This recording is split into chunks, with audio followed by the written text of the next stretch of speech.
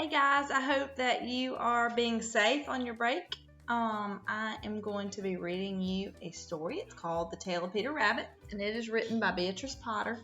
And I chose this story because I thought it would be perfect because Easter is coming and it's about a cute little bunny rabbit. The Tale of Peter Rabbit. Once upon a time, there were 4 little rabbits. Their names were Flopsy, Mopsy, Cottontail, and Peter. They lived with their mother in a sandbank underneath the root of a very big fir tree. "Now, my dears," said old Miss Rabbit one morning, "you may go into the fields or down the lane, but don't go into Mr. McGregor's garden. Your father had an accident there, and he was put in a pie by Mrs. McGregor. Now, run along and don't get into mischief. I'm going out." And then old Miss Rabbit took a basket and her umbrella and she went through the wood to the baker's and she bought a loaf of brown bread and 5 currant buns.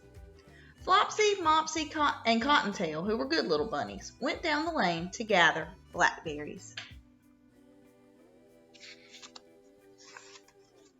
But Peter, who was a very naughty little bunny, ran straight away to Mr. McGregor's garden and squeezed under the gate. First, he ate some lettuces and some French beans, and then he ate some radishes, and then, feeling rather sick, he went to look for some parsley.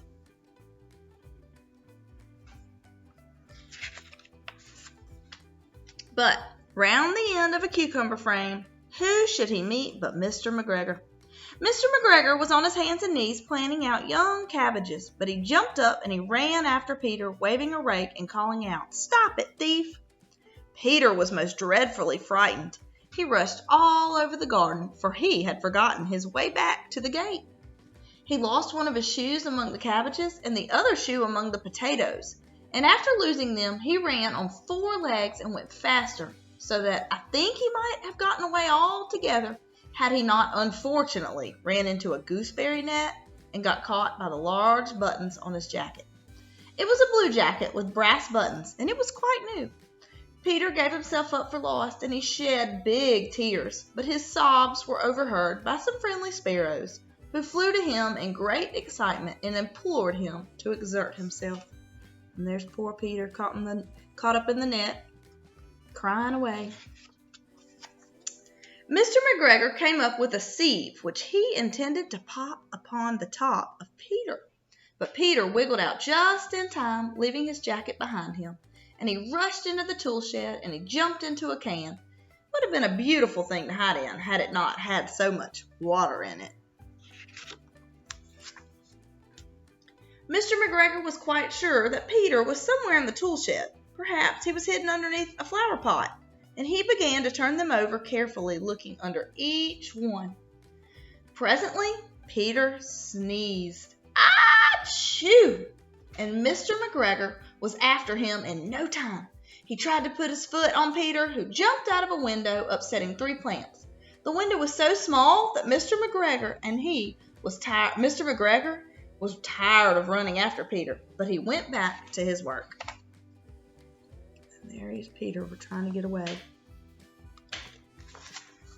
Peter sat down to rest. He was out of breath and he was trembling with fright, and he had not the least idea which way to go. Also, he was very damp from sitting in the can.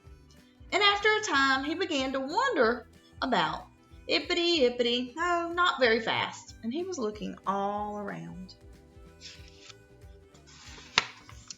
He found a door in a wall, but it was locked, and there was no room for a fat little rabbit to squeeze underneath. An old mouse was running in and out over the stone doorstep, carrying peas and beans to her family in the wood. Peter asked her which way to the gate, but she had such a large pea in her mouth that she could not answer. She just shook her head at him, and Peter began to cry. Then he tried to find his way straight across the garden, but he became more and more puzzled. Presently, he came to a pond where Mr. McGregor filled his water cans. There was a white cat staring at some goldfish, and she sat very, very still, but now and then the tip of her tail twitched as if it were alive. Peter thought it was best to go away without speaking to her. He had heard all kinds of things about cats from his cousin, little Benjamin Bunny. He went back toward the tool shed, but suddenly, quite close to him, he heard the noise of a hoe. Scritch, scratch, scritch, scratch. Peter scuttered underneath the bushes, but presently, as nothing happened, he came out and he climbed upon a wheelbarrow and he peeped over. The first thing he saw was Mr. McGregor hoeing onions, and his back was turned toward Peter, and beyond him was the gate. So there's Peter. He's sitting in the wheelbarrow. There's Mr. McGregor, and he's got to get all the way over here to the gate. Peter got down very quietly off the wheelbarrow, and he started to run as fast as he could go, and along a straight walk behind some blackcurrant bushes. And Mr. McGregor caught sight of him at the corner, but Peter did not care. He slipped underneath the gate, and he was safe at last in the wood outside the garden. Mr. McGregor hung up the little jacket and the shoes for a scarecrow to frighten off the blackbirds. And there's Peter's jacket and his little shoes hanging up as a scarecrow. Peter never stopped running or looked behind him until he got home to the big fir tree. He was so tired that he flopped down upon the nice soft sand on the floor of the rabbit hole, and he shut his eyes. His mother was busy cooking, and she wondered what he had done with his clothes. It was the second little jacket and pair of shoes that Peter had lost. I'm sorry to say that Peter was not very well during that evening. His mother put him to bed and made some chamomile tea, and she gave a dose of it to Peter. 1 tablespoon to be taken at bedtime, but Flopsy, Mopsy, and Cottontail had bread and milk and blackberries for supper. That was the story, The Tale of Peter Rabbit, written by Beatrix Potter. I hope you enjoyed it.